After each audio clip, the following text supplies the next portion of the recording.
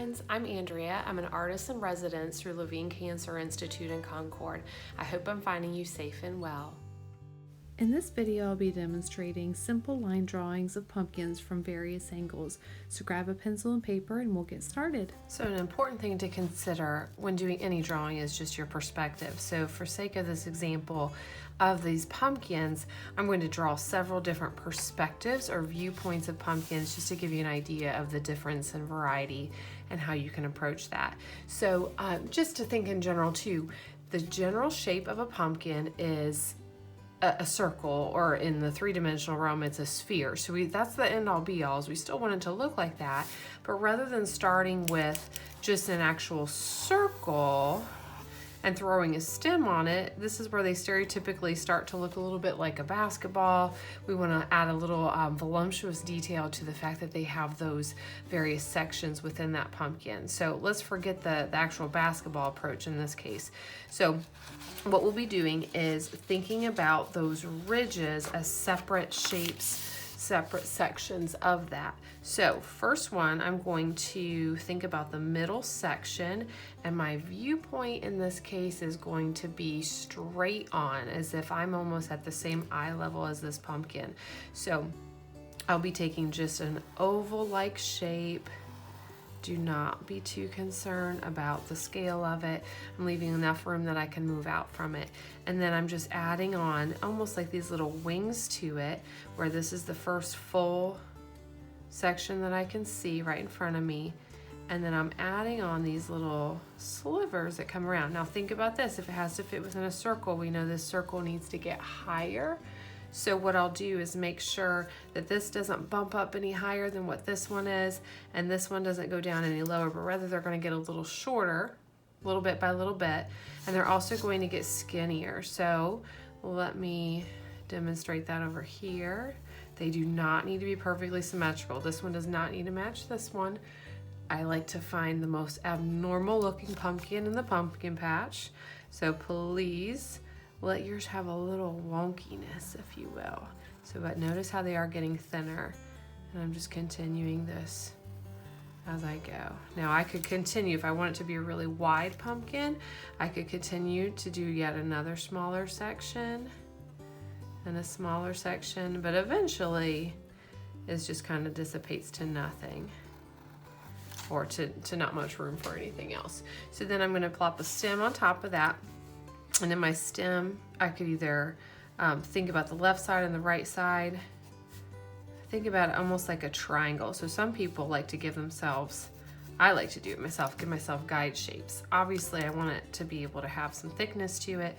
So think about a triangle, and then I can take the top of it off and assume there that I have a stem. I could continue to add some vines to it and whatnot, and play with just the detail of it. So again, that's a straight on view. I don't get a whole lot else on top of the pumpkin visible, nor on the bottom of it. Now if I jump over here then, and I want a different perspective where it looks like I'm standing and the pumpkin's maybe on the ground, then I will still start with my center section. I'm gonna move this down a little bit so make sure I have more room. Start with my center section. They don't have to be identical. They could be skinnier.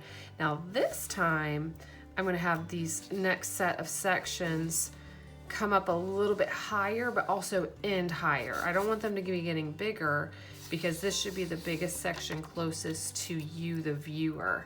So, but I will have them get a little higher. Again, make sure it still looks like it's within some type of sphere. But if that gets higher, then it also ends higher. They're thinner. And see how I'm just going to continue to grow on both sides of them. You're thinking approximate symmetry, nothing perfect here. And again, I can continue that. Now I don't want to go too much further. So you should have this actual little dip, and you've created the perfect little valley for yourself to have a stem in that case. So I'm going to move my stem. Again, I could approach it like a triangle first if I wanted, or if you want to cut right to the chase and you don't want it to point that much, then I can come up on both sides. Maybe you want to add a little curly Q to it. That's always fun. I'm not sure if I pick a pumpkin based off of the pumpkin itself or the stem personality, because those are fun too. Now, because it's that's a pretty big stem. Because it's the top view, you can see how this is not exactly a circular shape, because now we have this divot in it. I need to account for this back part of the pumpkin. So I actually should see a ridge, maybe even two ridges back there behind the stem. So again, I'm creating this concept that it is still a sphere, right? So that's the difference in those two. And then let's say, move down here, we're looking for one that is just like the Great Pumpkin, and it is so crazy tall. Now I could make it the middle section tall and thin if I wanted. Doesn't have to be, but in the execution of this, the difference was these ended up going higher than my middle section, but now they in turn need to be lower. So I will make sure that that's lower, and I don't want them to come out any lower. They kind of almost have to become more even, so it doesn't look like it's just kind of cradling and sitting funny. So again, look how these are starting.